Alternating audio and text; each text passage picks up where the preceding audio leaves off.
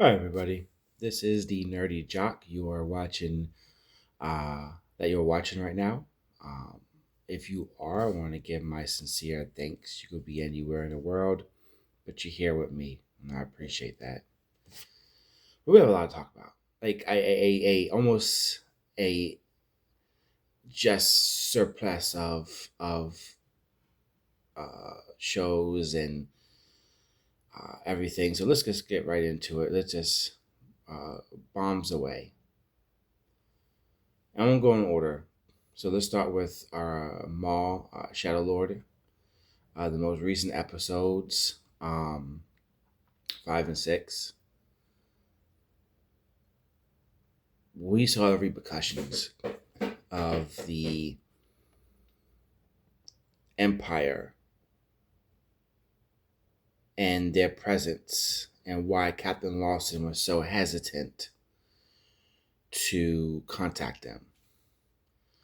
Um, his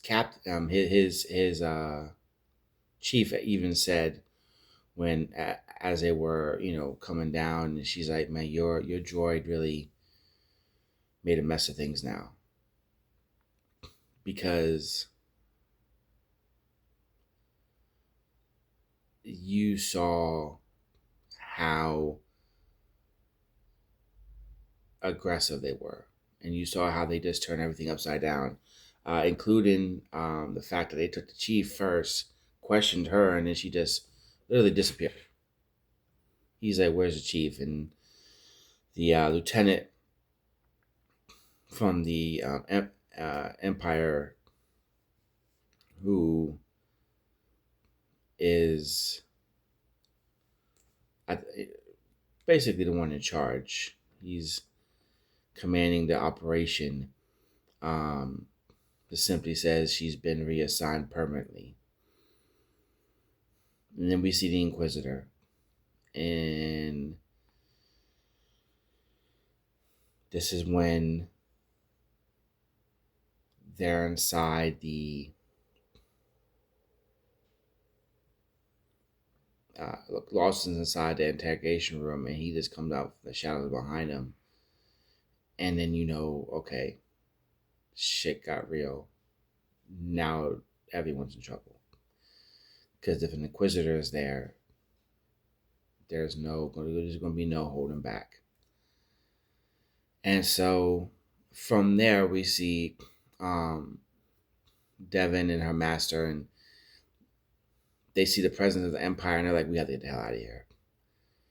And Devin's reluctant. She's like, well, what about everyone else? What about Maul?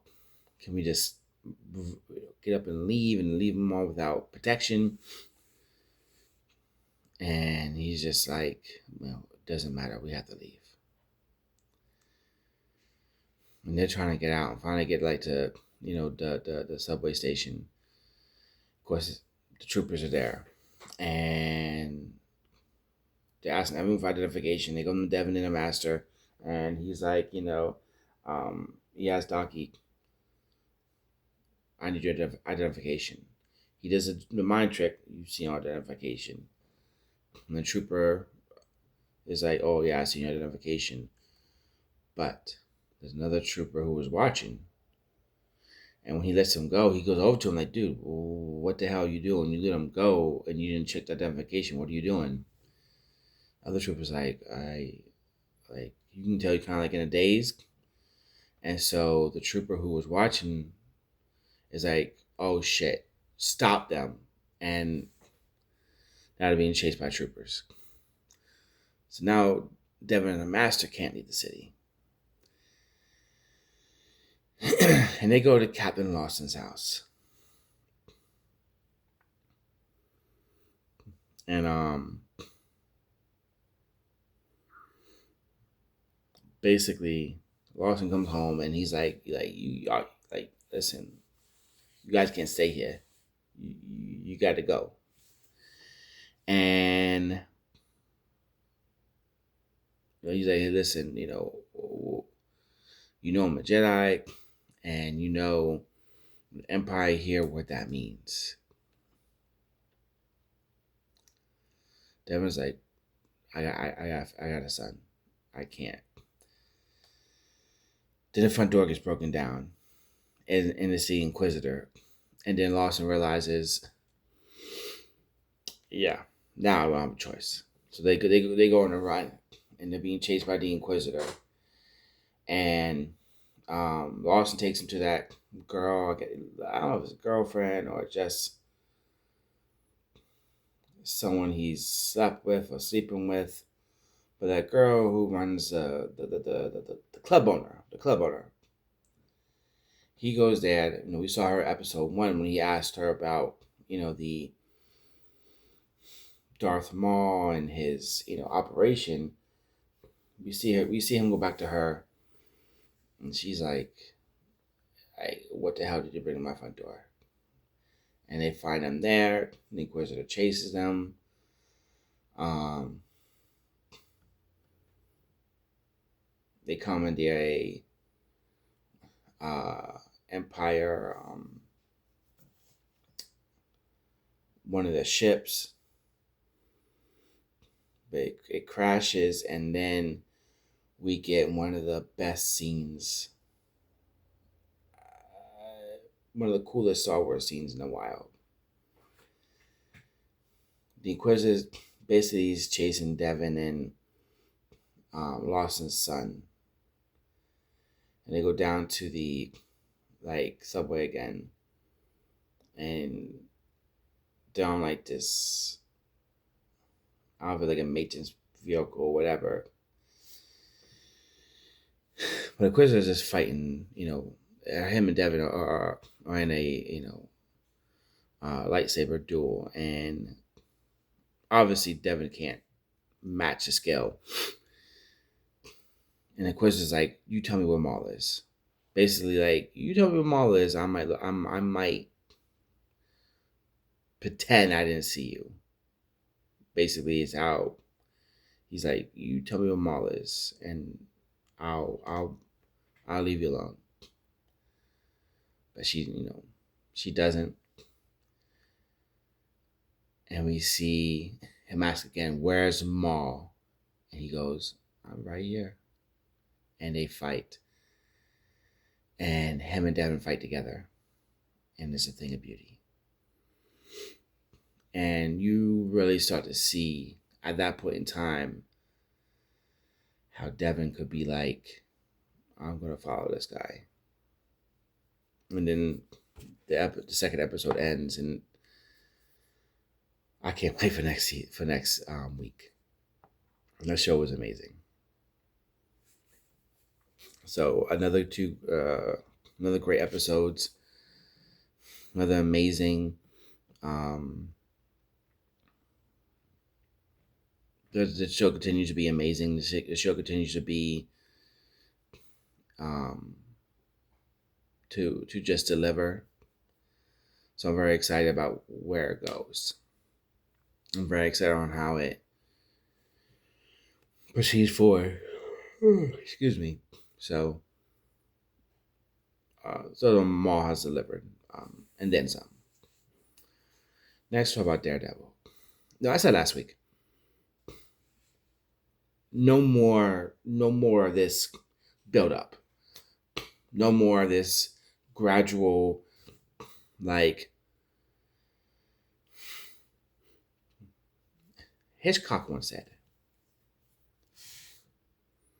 tension when there's two characters.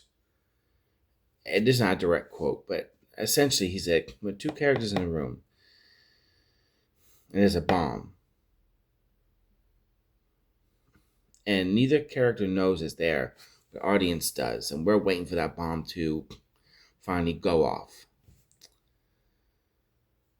The bomb's been ticking. We've had the build up. We had basically Vanessa have be fatally wounded, almost die, come back, and then finally die for good. About 2 episodes. We kind of had Fisk and Matt doing this dance around each other. since episode 1. It's time. It was time. The character build was amazing. The episodes were great, but it's time. It was time to finally stop fucking around. It was finally time to stop this foreplay, and it was time to, kick the shoes off, and this finally do it. All right, enough foreplay, enough flirtation. It's time to just fuck. It's time to it's time. It is time. And not that I was frustrated, but I'm like, okay, it's you built this up, you created this tension. Stop it. Now it's time. You had this bomb now sitting here this whole time. We've seen the bomb. It was in the room. Now it's time to stop just this bullshit of pretending it's not there and let it explode. It was time. And damn, that bomb went off. And it was a fucking nuclear bomb. The episode literally starts with the doctor coming to Fisk and trying to console him, trying to give him words of comfort. And Fisk stands up. And the doctor put his hand on his shoulder and said, "It'll be okay. I'm here for you." And they hug. And Fisk, just this sheer brute strength and brutality, bear hugs the doctor and just breaks him. And he dies. And that's when I'm like, okay, it was worth the wait.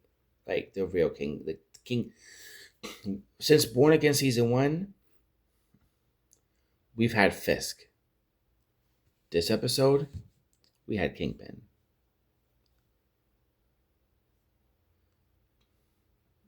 And we see the tension in the city rise.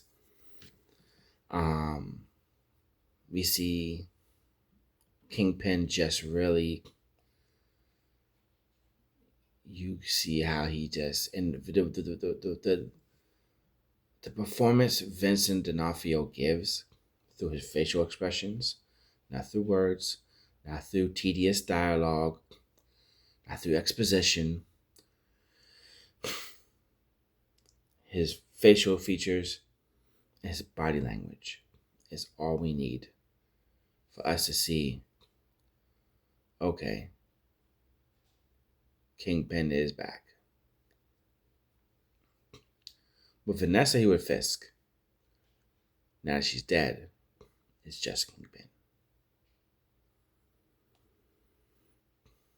So we see like this suburb, nice house.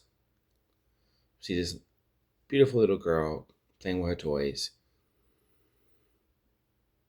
And we see this truck full of armed men.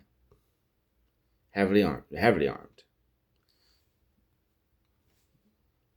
The tactical vest, the whole 9 yards, to swarm the house.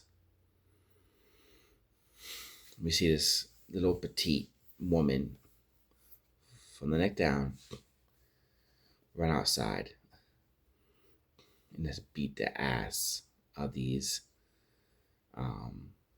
armed men. And the little girl picks up a grenade. And then the grenade's beeping and she's just kind of playing with it.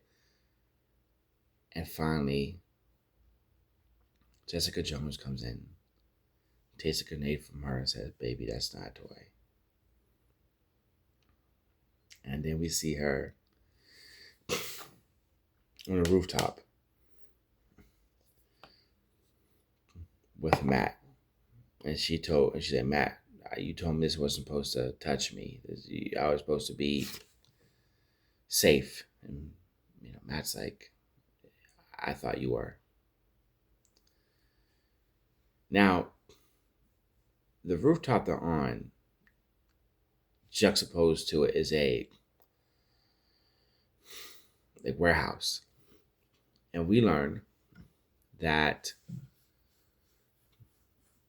the weapons Matthew Lillard's character wanted Fisk to basically get out of the city and, sell. Fisk took them, put them in this warehouse, and he's using them for his task force. And Jessica Jones ought to tell him that there's this man, who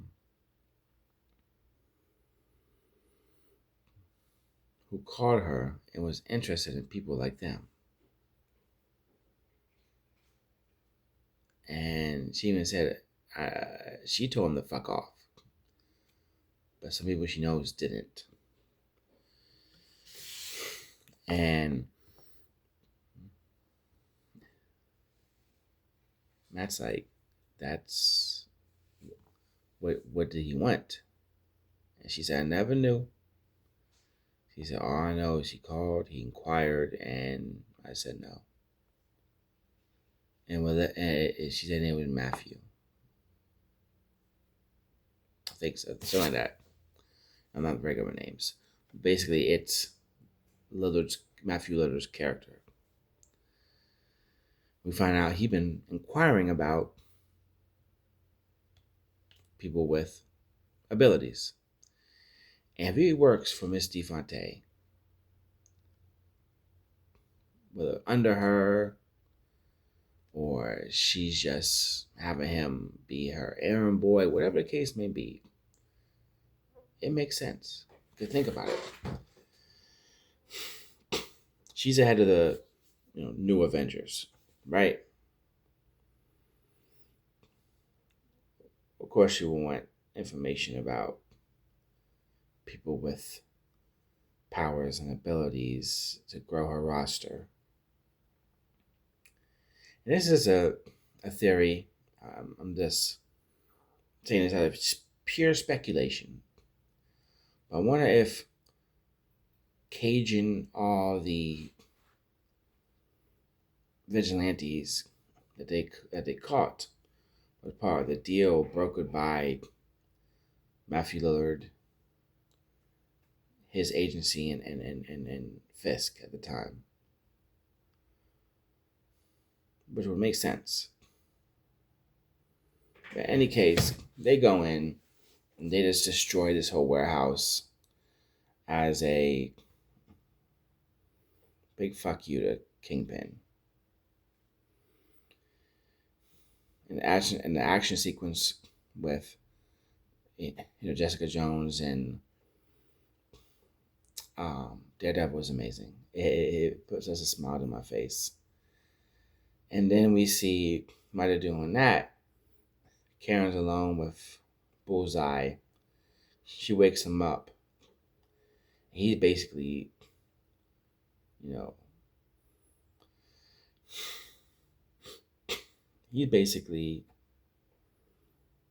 egging her on. She has a gun, and he wants her to kill him. And she's about to. And just before she does, Matthew stops her, and they get into this, big fight.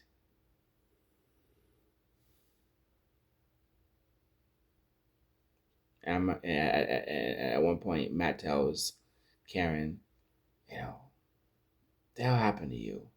And she looks at him and says, I grew up. Because her argument is, there's not always going to be the redemption for some people. Some people are just bad. And this whole you can't kill them bit is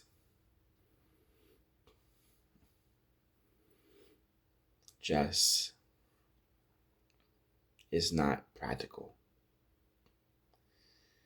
And then we see protesters, we see the task force, and tensions are just rising. And another cool little thing is, remember the guy, the task force member that Karen knocked out, tied up, and they questioned. He's like, I want to help you guys. Like, I'm not trying to get you in trouble. The lead guy in the task force comes up to him and is like, you know, hey, here's your card. Like, I know you lost yours, right? Like your little identification card. He's like, oh yeah, thanks. And so as the tensions are rising between them and the crowd, he takes this guy and says, you Fredo fuck. I know it was you. You betrayed us. Kills him. After he kills him, he's like, oh God, the vigilantes did this. Get him. And he start beating the shit out of people in the crowd. And while that's going on, we see Matt and some of the most amazing imagery in Daredevil. And I'm not talking just Born Again. I'm talking about Daredevil all the way back to season 1. Some of the most amazing imagery. Some imagery you were just pulled right out of the comics. And we see this epic battle between him and Fisk.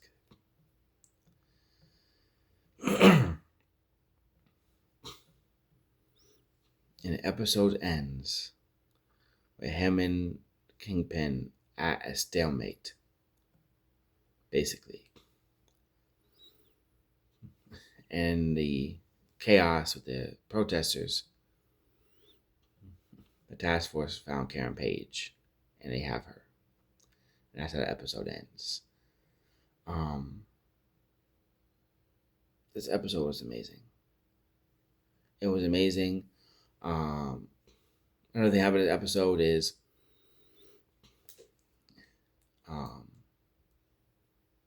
Blake tells Soprano's kid, because it's his birthday, he better go see his mom, and BB wants to go with him. Blake's like, tell her something false, but like something that's not true, but tell it to her, and see if it gets leaked, and see if she's the leak. Because at this point, they all but know she's a leak. They just need to prove it before they do anything. And so he does. He tells her, hey, Fisk isn't running for a second term. He's done. He's not. He doesn't want to be mayor anymore. Knowing it's not true, but also knowing if she tells her this and it gets leaked, she has to be it would expose her as a mole. He tells her, please don't tell anyone. Please, just if there ever was a time to not tell anyone something, please let this be it. And she's like, okay. They go to her mom's house. She goes upstairs, use the bathroom. She looks in his room. And while she's up there, he looks in her coat pocket. And at the end of the night, they're about to kiss. Finally, finally, him and BB are going to get together. He's like, fucking knock it off. He's like, I found this in your coat pocket. Like, it proves that you've been behind the videos about Fisk and everything. Why would you do that to me? And so we're kind of left with a cliffhanger with that too. Like, this episode was amazing. So much was going on, but everything, like I said, the bomb's been in the room and it finally went off. And I can't wait for next week. This was a great episode. I love to see the fight between the fight with Jessica Jones and Matt in the warehouse. The fight between Kingpin and Daredevil was amazing. This was the tension now between BB and Soprano's kid. I loved it. I loved it. What a missed opportunity too. When she went in his room, he had all these posters and everything. What a missed opportunity. I'd have a poster of his dad up. That would have been a nice little homage. That would have been a nice little Maybe he didn't want it. Maybe he's like, listen, I don't want to live in the shadow of my father, which is respectable. But damn, he looks just like James Gandolfini. He's a spitting image of him. Um, anyway, again, amazing episode. I can't speak highly enough.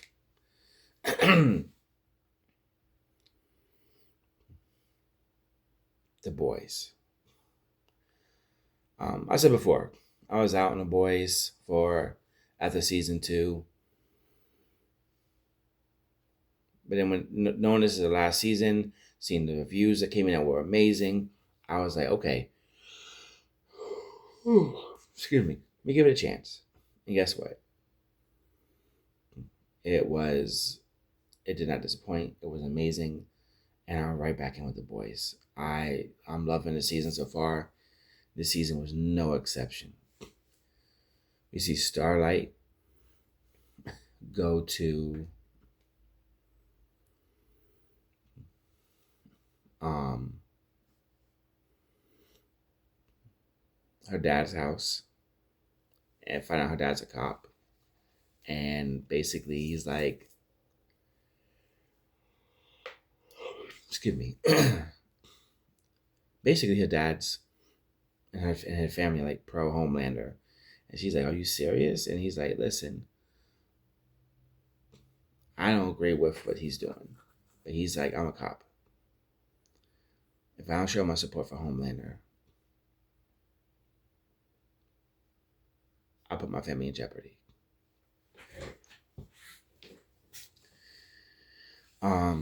He has a wife, he has a son. And his son automatically standoffish. He's like, basically hates his, sister or half sister, I guess. And so what happens is, and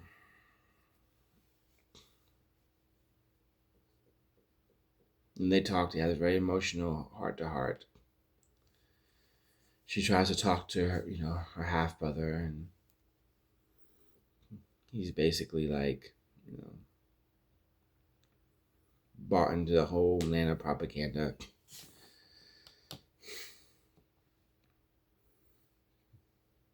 And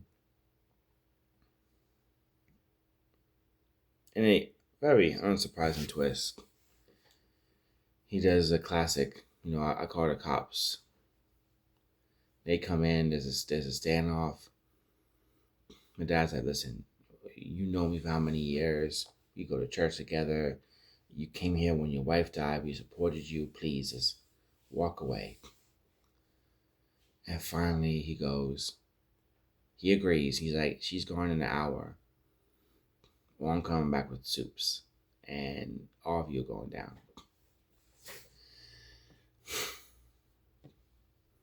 On the other side, we see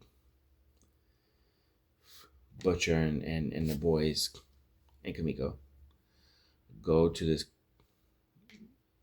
medical site where they made the V1. And why there we're seeing all these mutilated corpses. We're seeing all these animals being killed. And when they get into the facility, they're looking, and you're seeing them start to kind of like argue. And at first you're like, okay, it's Butcher and the guys, they're arguing. But it starts to get more and more severe. They start being outright just nasty with each other. And finally Frenchie's like, something in the air is making us, is changing our behavior.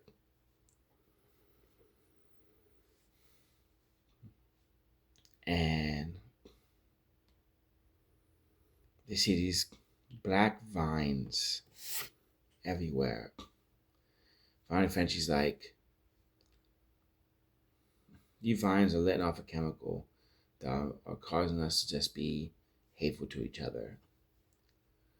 Of course, they don't listen. They just start fighting amongst each other. While at the same time, Homelander and Soldier Boy come, and if anything happened to them, they start really going after each other.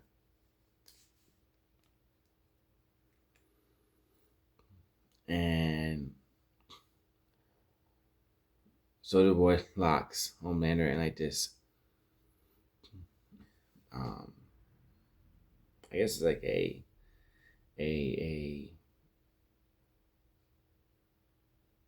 small room, but it has pure uranium. And Soldier Boy says they'll put them in there after giving them compound the V1 to see if they will survive. He's like, most people, you put them in a room with that, pure uranium, they'll be dead in a few minutes. But he's like, with the soups, it's just an agonizing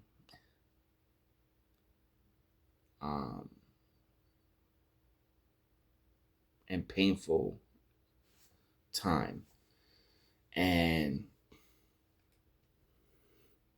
it starts to eat away at Homelander, and his powers are diminished, and Soldier Boy just leaves him there. And Frenchie, it was cool is he figures out, hey, the reason he's not affected by the Vine's chemical output is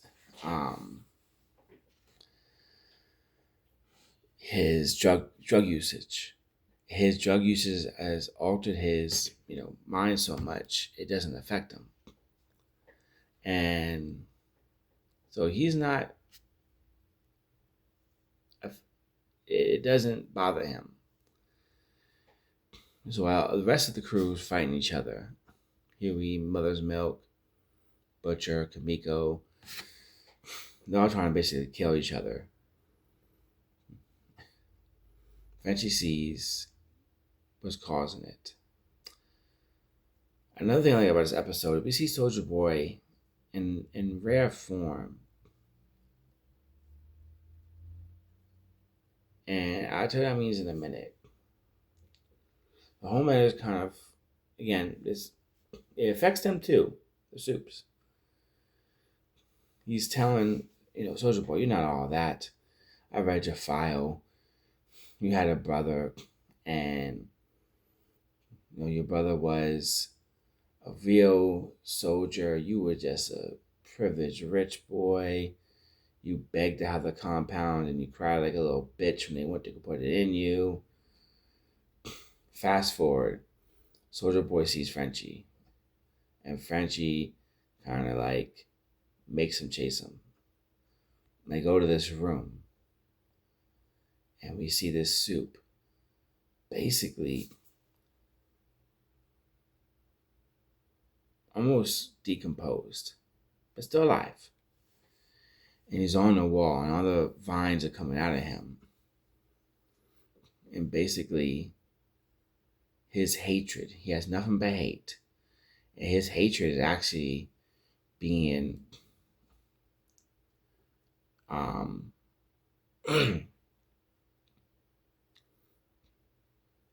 I guess used by the vines and is being dispersed into the air. And we find out that's Soldier Boy's brother. He's like, that's what you fucking deserve. You get, and Frenchie's like, you gotta kill him. He's like, nah, I don't want to let him fucking suffer. So Frenchie just gets in front of Soldier Boy, gets between them. He starts egging Soldier Boy on. You're a little bitch. You're not a real you're not a real hero. You're pathetic. And Soldier Boy just goes like, blast him. And Frenchie ducks, and he blasts his brother and kills him. As soon as he kills him, basically we see everyone immediately just, oh wow, what happened? What? Like they just, that anger and hatred they felt just goes away. We see Soldier Boy break down and cry and get real emotional over his brother and what happened to him. And so it was actually really cool to see Soldier Boy get vulnerable for a minute. But normally he's a smart ass, and he's, you know, very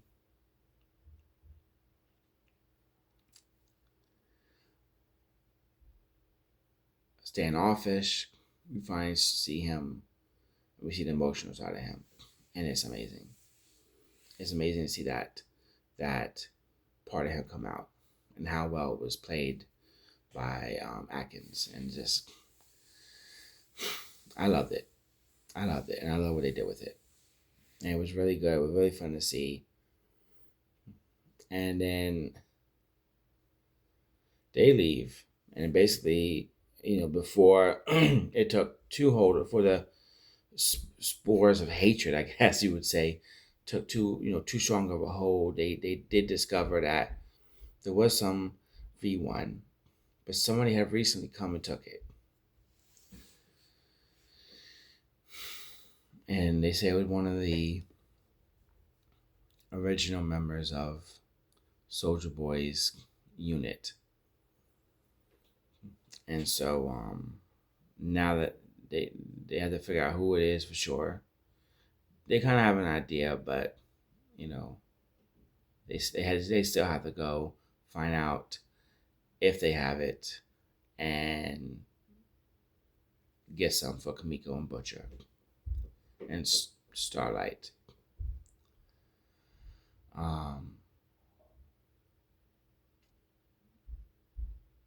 Another thing that happens in the episode,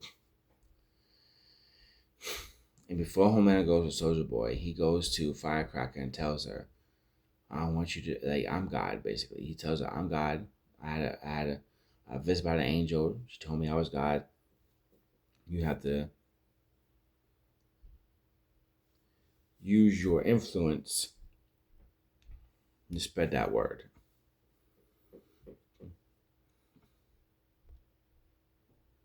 They have like this meeting, and they're all trying to figure out like how to spin this, Homelander's God narrative, and they're just spitballing and talking about it. And finally, they come with they come up with a plan, and they rename the church, like, and basically sell Homelander as like this prophet of God, and it's really fun to see. It's really like we see how people can be swayed and how they manipulate the narrative. But it was a good episode. It really was, and the boys continues to deliver this season. I finally, as far as the new shows, get a season finale of Invincible, and it was amazing. It truly was amazing. It was amazing because it wasn't bombastic. It wasn't a big fight. But what we did see is Mark basically had PTSD. Mark had PTSD. And he keeps seeing, like, he's like, we comes to Earth, obviously, first person you go see is his mom. And as he's talking to her, all of a sudden we see Thrag behind his mom holding her neck. We're like, oh my God. And then Thrag just brutally kills her. Like, oh my God. Thrag just killed Mark's mom? What the fuck? Holy shit. And it's fake. It's fake. Mark was just hallucinating, basically. We see that happen over and over, where he just hallucinates people he loves being killed by Thrag. And we see the damage it did. What happened to him. Like it does anyone who experiences war. So, it happens to Adam Eve. It happened when he was with his friends at like school. And he has like this image of the whole school just being a bunch of dead bodies. It happened when he sees Cecil. And he sees Cecil get killed. And he's like, okay, he's really damaged. We see the reunion between Nolan and Cecil. And we see like Nolan tells Cecil, because he goes to like go towards him, and Cecil's like, that's far enough. And Nolan's like, you don't have to be afraid of me. And Cecil's like, I will never not be afraid of you. And he kind of talking about what happened. And Cecil's like, you fucking kidding me? They have a bunch of Viltrumites. They're all angry. They're all pissed off. And they all might be coming here. He's like, and your little coalition, how far away are you? And Nolan's like, well, about 2 weeks away. And Cecil's like, fucking great. 2 weeks for you to get here. With 30 some odd Viltrumites. And Nolan's like, and Cecil's like, do what you can. And you better get here a lot faster than 2 weeks. I get off my fucking planet.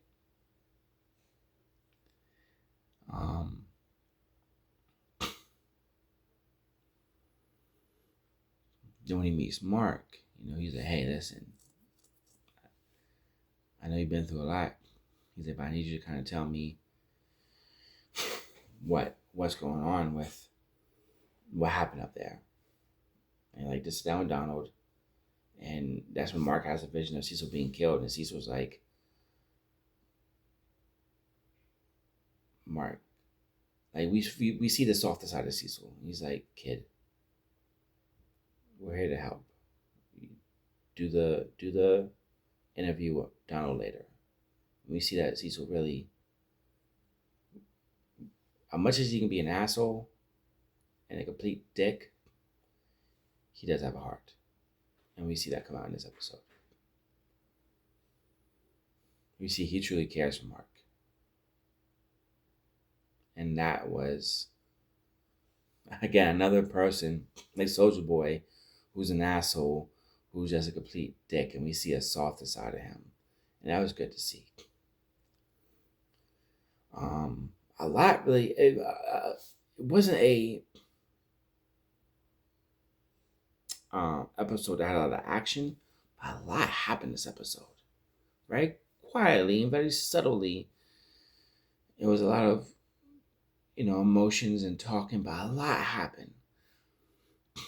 Obviously, Adam, he was so relieved to see Mark, and she was crying.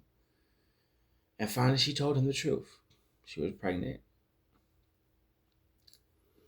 But when he left, she was alone. She didn't know what to do, so she had an abortion. And I love that Mark didn't get mad, he didn't get angry, he didn't blame her. He said, I'm sorry. I wasn't here for you. You had to go through that alone. He's like, but I'm here now. We find out, unfortunately, Debbie's no longer with Paul. They ended their relationship.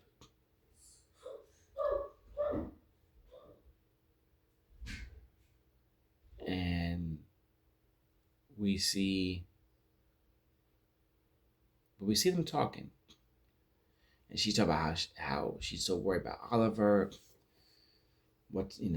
She doesn't know how bad he is. And she always there for Mark. Mark got hurt. Now she can't be there for him. And Paul's like, then go see him. And she's like, don't you hear me? He's on another planet. And he's like, so? Like, your world is different from mine. Other planets and aliens are part of your life. So she goes to Nolan. She says, take me to my son. And Nolan's like, yeah, but she's like, no, take me to see my son now. She's like, have the ship land. And Owen's like, well, I can't have the ship land, but I can take you up there to it. She's like, fine. And she tells Mark, I love you. I'm gonna go be with your brother. And she goes up to the ship and they fly off. And there's an amazing scene where Nolan tells Debbie, if you come here, the ship's taking off, you look out through the main window, it's an amazing view. And Debbie does, and she's looking at it. And she's just in awe. And you see Nolan kind of reach out like he wants to just hold her, but he hesitates. Because understandably, he knows she still is mad at him. But you start to see this slow but very steady healing start to happen between them. And then episode ends with Mark flying. Because Adam, he's like, you need to go for a flight. Go out there, just clear your mind.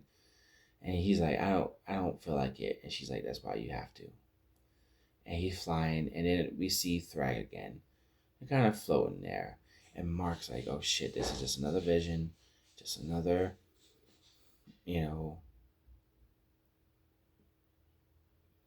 just my PTSD again. But then it's not. And he's really there. And Mark attacks him, and of course Thrag just completely takes the punches and avoids them. And Thrag's like, stop. He's like, listen. Well, one or two things are going to happen. One, you can fight me, and I will fucking destroy your planet. I will kill billions of people, and whatever's left will basically be my slaves. Two, here's what will happen. He said, we're here. The Viltrumites that are left, they're already on planet Earth. They have your clothes. They've infiltrated your society. They're walking around. They are now basically part of Earth.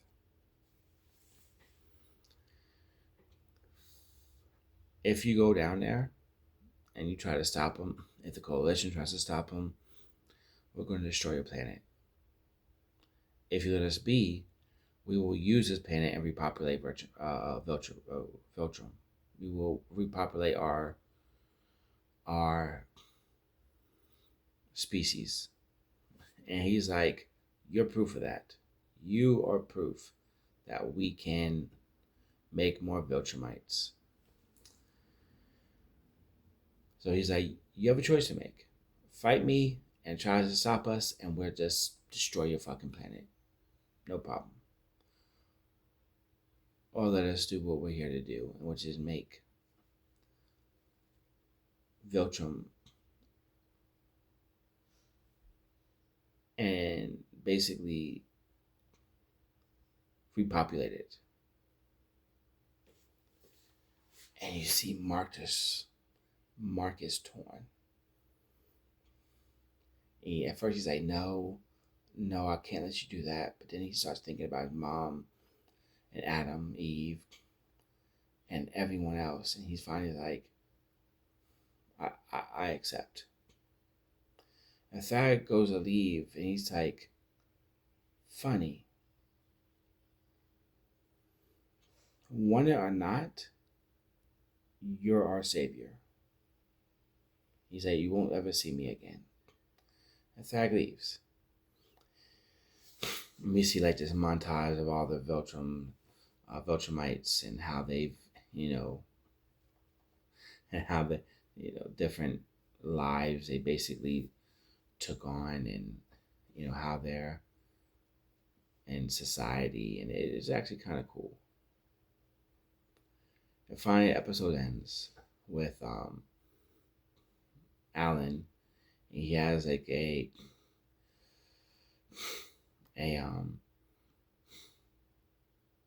letter, not a letter, but like what's the word? Like a video from Thetis, and basically the video was like, if you're seeing this, I'm dead, and if you're not, I need you to do something for me. And he tells Alan about the virus. He's like, you need to use it. The galaxy won't be, the universe won't be safe unless all the Viltrumites are dead. You need to use this virus. It will kill them all. And the only way to stop the universe from going under is to use this as the, you know, last resort to get rid of the Viltrumites. And that's how the season ends, with Alan left with this realization and this choice to make. Because, you know, early in the episode, we saw him, now he's taking on Thetis's role and responsibilities.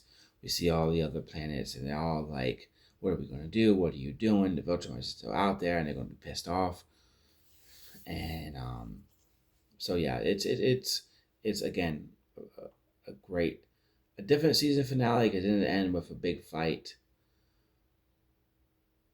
But I think this is the most powerful season end we ever had, because it wasn't fights and what we normally see. Instead, it was Mark having to make a tough choice. Basically, let the Viltrumites stay on Earth and repopulate.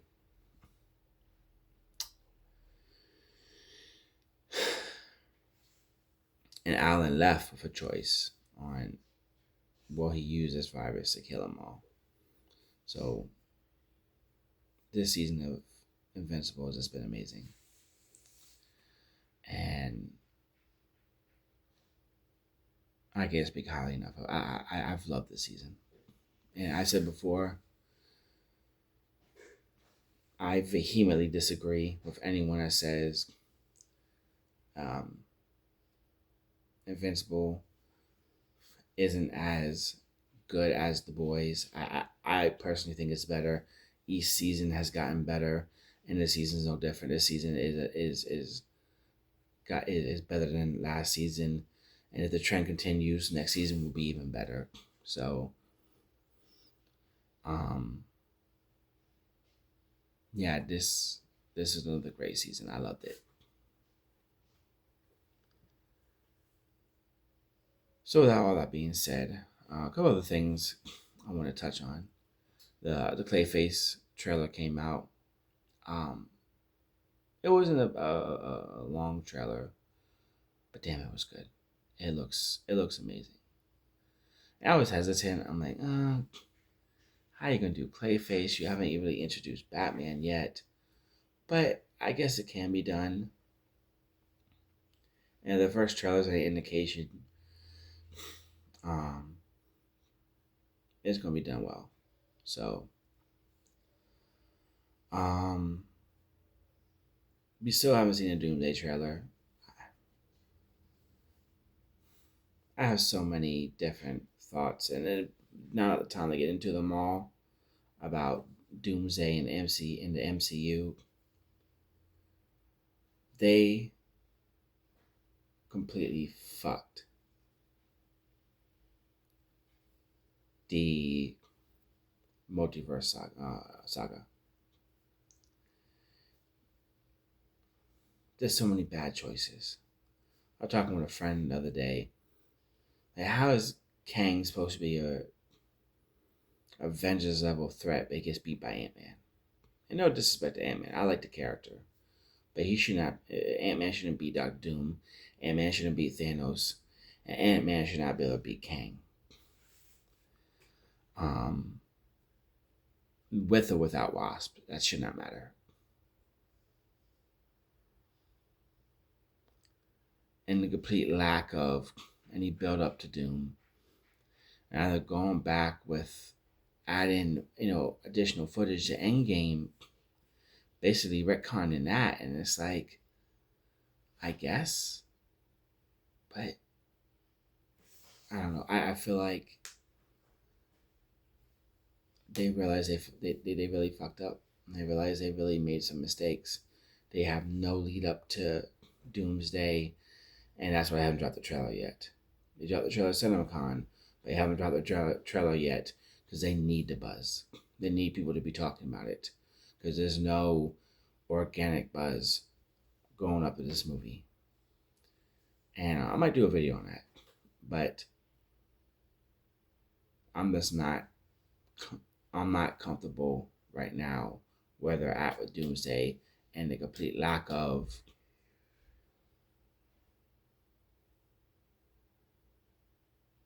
any even resemblance of build up to Doom. So but I might do a video on that. However, this channel is called the Nerdy Jock, and tonight is the NFL draft.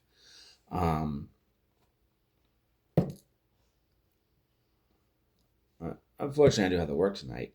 However, tomorrow I'm gonna do a video on the first round, the picks, what I think about them. I mean, obviously, I think everyone knows Mendoza's going #1, so we'll just go from there and see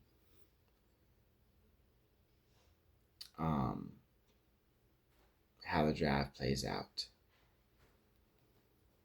I saw a draft come out that basically was the Giants taking Love, the running back, and then a wide receiver. I hope that's not true. The Giants need defense. They have Scatterboo. They have Neighbors. Yeah, he's been like, if injury prone had a face, it would be Malik Neighbors. But when he is on the field, he's a dynamic player. You need to go defense. You got to compete. And with Harbaugh being coming from the Ravens, I'm hoping he puts defense as a priority. But we'll see what happens. But I'll go more in depth on the picks, what I love, what I didn't, and we'll go from there. But anyway, guys, thank you for watching. Have a good day. Be safe. Until next time.